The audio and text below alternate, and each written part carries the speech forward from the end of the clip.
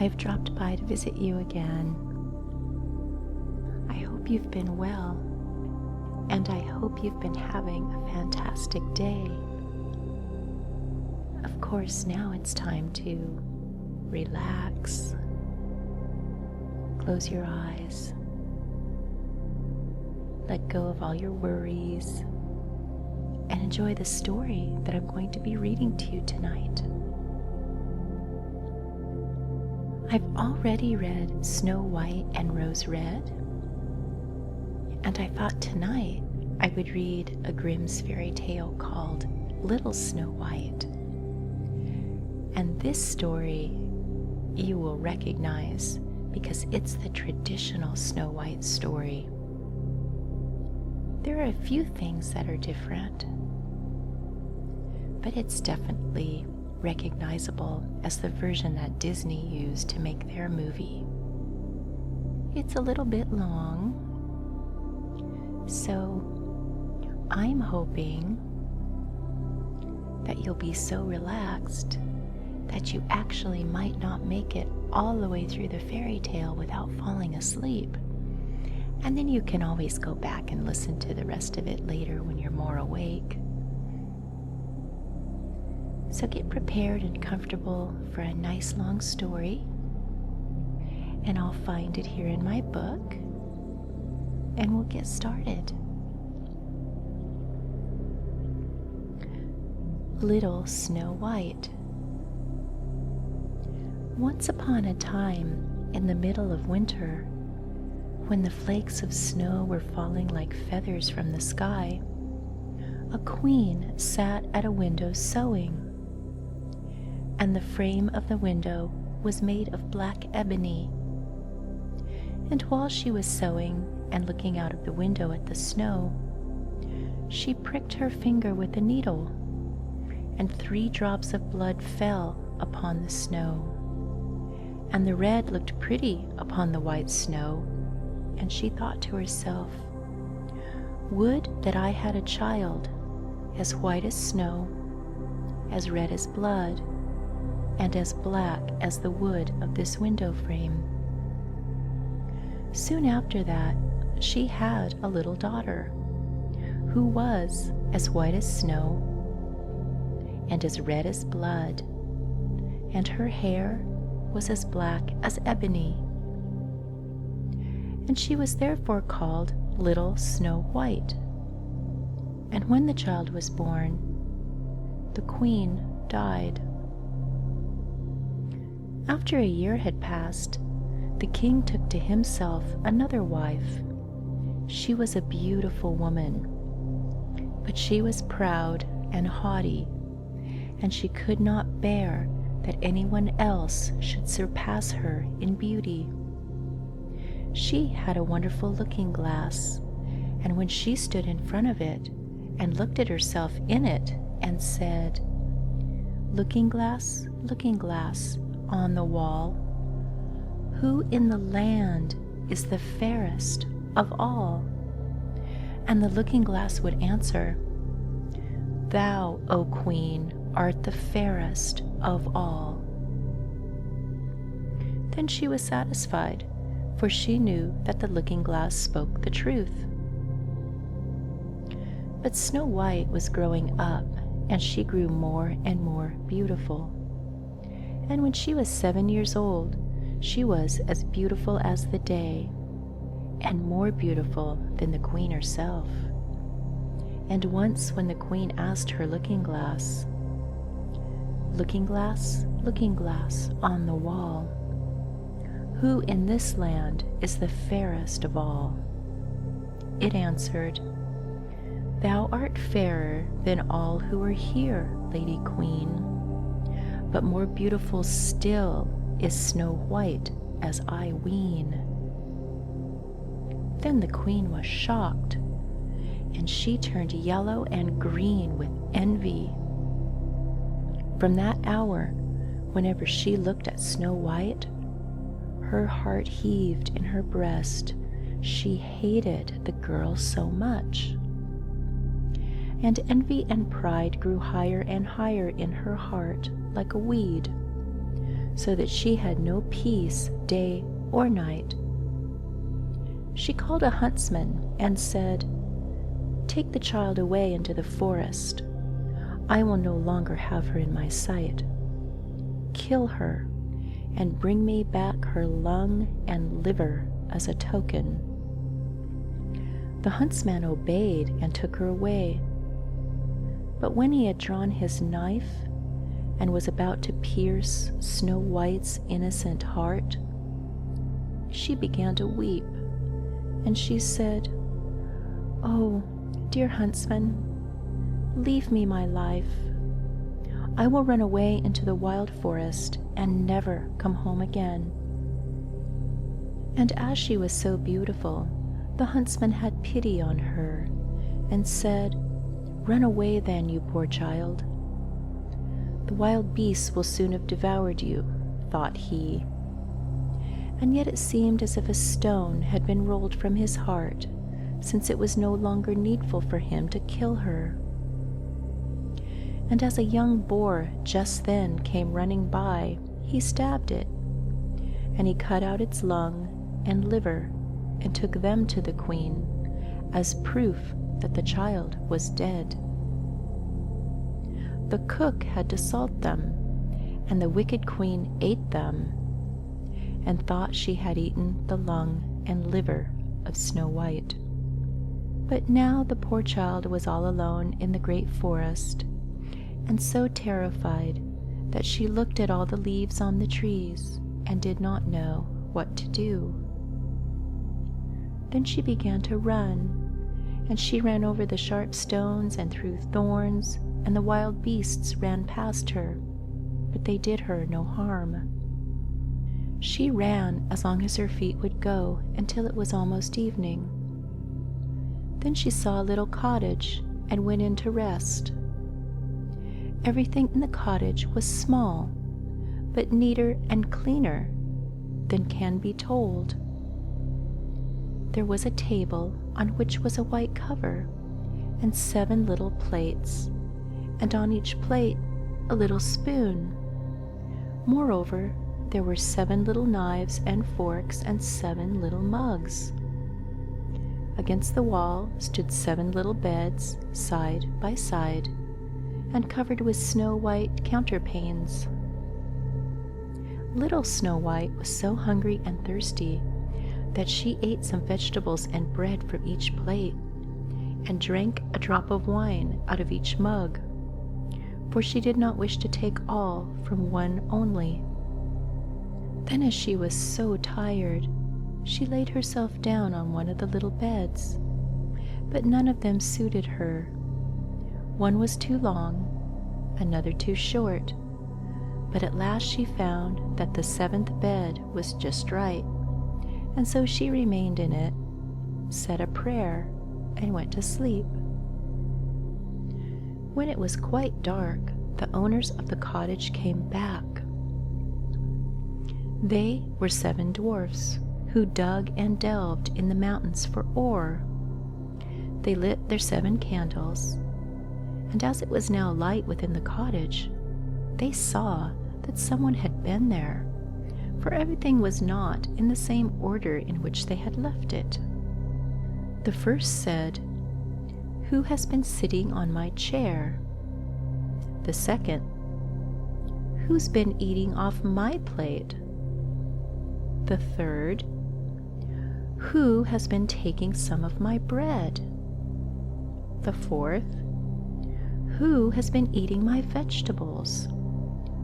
The fifth, "Who has been using my fork?" The sixth, "Who has been cutting with my knife?" The seventh, "Who has been drinking out of my mug?" Then the first dwarf looked around and saw that there was a little hollow on his bed, and he said, "Who's been getting into my bed?" The others came up and each called out, "Someone's been lying in my bed too." But the 7th dwarf, when he looked at his bed, and he saw little Snow White, and she was lying asleep therein. And he called for the others, who came running up, and they cried out with astonishment and brought their 7 little candles and let the light fall on little Snow White. "Oh heavens," cried they, "what a lovely child!" And they were so glad that they did not wake her up, but let her sleep in the bed. And the 7th dwarf slept with his companions, 1 hour with each, and so passed the night. When it was morning, little Snow White awoke and was frightened when she saw the 7 dwarfs. But they were friendly, and they asked her what her name was. "My name is Snow White," she answered. "How have you come to our house?" asked the dwarfs. Then she told them that her stepmother had wished to have her killed, but that the huntsman had spared her life, and that she had run for the whole day, until at last she had found their dwelling. The dwarfs said, "If you will take care of our house, cook, make the beds, wash, sew, and knit, and if you will keep everything neat and clean, you can stay with us, and you shall want for nothing." "Yes," said Snow White, "with all my heart." And she stayed with them. She kept the house in order. In the mornings they went to the mountains, and they looked for copper and gold. In the evenings they came back, and then their supper had to be ready. The girl was alone the whole day, so the good dwarfs warned her and said, "Beware of your stepmother. She will soon know that you are here. Be sure to let no one come in." But the queen, believing that she had eaten Snow White's lung and liver, could not think that she was again the first and most beautiful of all. And she went to her looking glass and said, "Looking glass, on the wall, who in the land is the fairest of all?" And the glass answered her, "O Queen, thou art fairest of all I see. But over the hills where the 7 dwarfs dwell, Snow White is still alive and well, and none is so fair as she." Then the queen was astounded, for she knew that the looking glass never spoke falsely, and she knew the huntsman had betrayed her, and that little Snow White was still alive. And so she thought and thought again how she might kill her. For so long as she was not the fairest in the whole land, envy let her have no rest. And when she had at last thought of something to do, she painted her face, dressed herself like an old peddler woman, and no one could have known her. In this disguise, she went over the 7 mountains to the 7 dwarfs, and knocked at the door and cried, "Pretty things to sell, very cheap, very cheap." Little Snow White looked out of the window and called out, "Good day, my good woman, what have you to sell?" "Good things, pretty things," she answered, "stay laces of all colors." And she pulled out one which was woven of bright-colored silk. "I may let the worthy old woman in," thought Snow White. And she unbolted the door and bought the pretty laces. "Child," said the old woman, "what a frightful look you have. Come, I will lace you properly for once." Snow White had no suspicion, but stood before her and let herself be laced with the new laces. But the old woman laced so quickly and laced so tightly that Snow White lost her breath, and she fell down as if dead. "Now I am the most beautiful," said the queen to herself, and she ran away. Not long afterward, in the evening, the 7 dwarfs came home. But how shocked they were when they saw their dear little Snow White lying on the ground, and that she neither stirred nor moved, and she seemed to be dead. they lifted her up, and as they saw that she was laced too tightly, they cut the laces. Then she began to breathe, and after a while she came to life again. When the dwarfs heard what had happened, they said, "The old peddler woman was no one else than that wicked queen. Take care and let no one come in when we are not with you." But the wicked old woman, when she'd reached home, went in front of her glass and asked, "Looking glass on the wall, who in this land is the fairest of all?" And it answered her as before, "O Queen, thou art fairest of all I see. But over the hills where the 7 dwarfs dwell, Snow White is still alive and well, and none is so fair as she." When the queen heard that, all her blood rushed to her heart with fear, for she saw plainly that little Snow White was again alive. "But now," she said, "I will think of something that shall really put an end to you." And by the help of witchcraft, which she understood, she made a poisonous comb. Then she disguised herself and took the shape of another old woman. So she went over the 7 mountains to the 7 dwarfs, knocked at the door, and cried, "Good things to sell, cheap, cheap."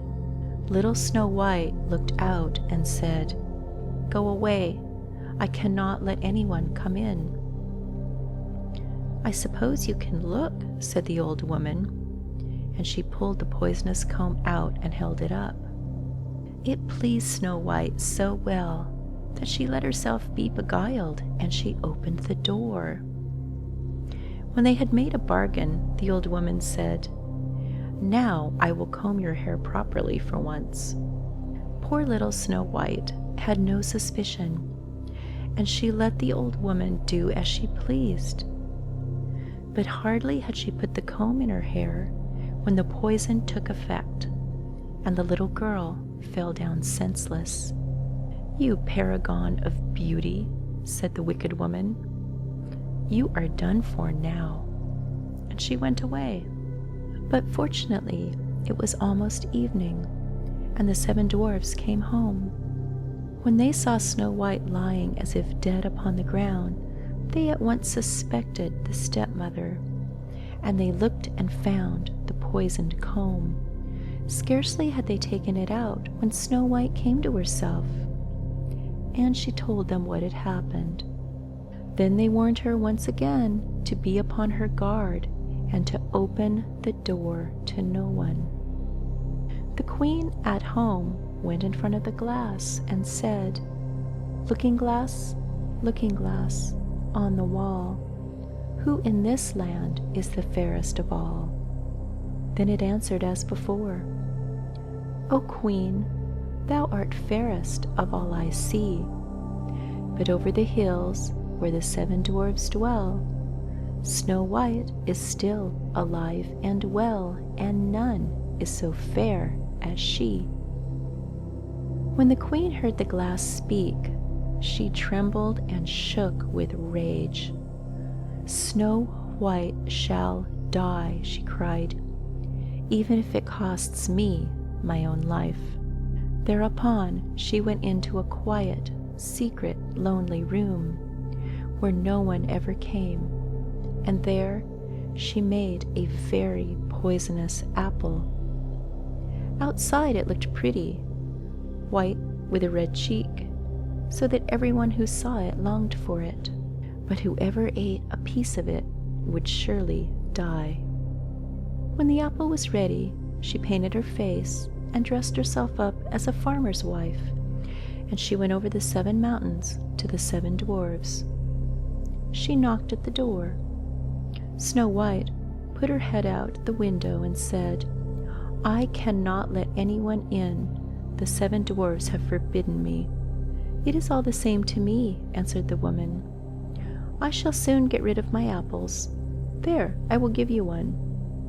"No," said Snow White, "I dare not take anything." "Are you afraid of poison?" said the old woman. "Look, I will cut the apple in 2 pieces. You eat the red cheek, and I'll eat the white." The apple was so cunningly made that only the red cheek was poisoned.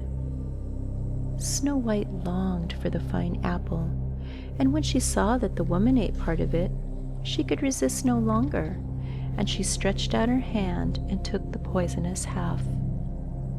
But hardly had she bit it and put it in her mouth than she fell down dead. The queen looked at her with a dreadful look and laughed aloud and said, "White as snow, red as blood, black as ebony wood. This time the dwarfs cannot wake you up again." And when she got home, she asked her looking glass, "Looking glass, looking glass on the wall, who in this land is the fairest of all?" The looking glass answered, "O Queen, in this land thou art fairest of all." Then her envious heart had rest, so far as an envious heart can have rest. The dwarfs, when they came home in the evening, found Snow White lying on the ground. She breathed no longer, and she was dead. They lifted her up, looked to see whether they could find anything poisonous, unlaced her, combed her hair, washed her with water and wine, but it was no use. The poor child was dead, and she remained dead. They laid her upon a bier, and all 7 of them sat round it and wept, and they wept 3 days long. Then they were going to bury her, but she still looked as if she were living, and she still had pretty red cheeks. They said, "We cannot bury her in the dark ground," and they had a transparent coffin of glass made, so that she could be seen from all sides, and they laid her in it, and wrote her name upon it in golden letters, and that she was a king's daughter. Then they put the coffin out upon the mountain, and one of them always stayed by it and watched it. And the birds came too, and wept for Snow White. First an owl, then a raven, and at last a dove. And now Snow White lay a long, long time in the coffin, and she did not change, but she looked as if she were asleep, for she was as white as snow, as red as blood, and her hair as black as ebony. It happened, however, that a king's son came into the forest and went to the dwarf's house to spend the night. He saw the coffin on the mountain and the beautiful Snow White within it, and he read what was written upon it in golden letters. Then he said to the dwarfs, "Let me have the coffin. I will give you whatever you want for it." But the dwarfs answered, "We will not part with it for all the gold in the world." Then he said, "Let me have it as a gift, for I cannot live without seeing Snow White. I will honor and prize her as my dearest possession." As he spoke in this way, the good dwarfs took pity on him, and they gave him the coffin. And the king's son had it carried away by his servants on their shoulders. And it happened that they stumbled over a tree stump, and with the shock the poisonous piece of apple, which Snow White had bitten off, came out of her throat, and before long she opened her eyes. She lifted up the lid of the coffin, sat up, and was once more alive. "Oh heavens, where am I?" she cried. The king's son, full of joy, said, "You are with me." And he told her what had happened, and he said, "I love you more than everything in the world. Come with me to my father's palace. You shall be my wife." And Snow White was willing, and she went with him, and their wedding was held with great show and splendor. But Snow White's wicked stepmother was also bidden to the feast. When she had arrayed herself in beautiful clothes, she went before the looking-glass and said, looking glass, on the wall, who in the land is the fairest of all? And the glass answered, O Queen, of all here the fairest art thou. But the young Queen is fairer by far, as I trow. Then the wicked woman uttered a curse, and was so wretched, so utterly wretched, that she knew not what to do. At first she would not go to the wedding at all, but she had no peace, and had to go see the young Queen. And when she went, she recognized Snow White, and she stood still with rage and fear, and could not stir. But iron slippers had already been put upon the fire, and they were brought in with tongs and set before her. She was forced to put on the red-hot shoes, and she danced until she dropped down dead.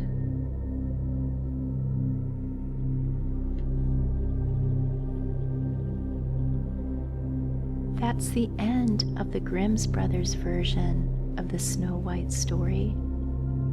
I know it was a little bit long, but I hope you enjoyed it.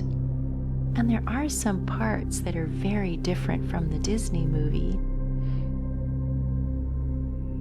I hope they weren't too shocking and disturbing. I'm always a little bit surprised at how quirky and odd the Grimm's Brothers fairy tales can be. But I kind of enjoy their strangeness. So I hope you're feeling relaxed and that you have a great night. And in spite of some of the scary and strange elements of this story, I hope you have wonderful dreams. I'll be back as always to read you another story or two from the Grimm's Brothers collection. Until I come back, I hope your days are wonderful and that your nights are restful, and I really look forward to reading to you again. Good night.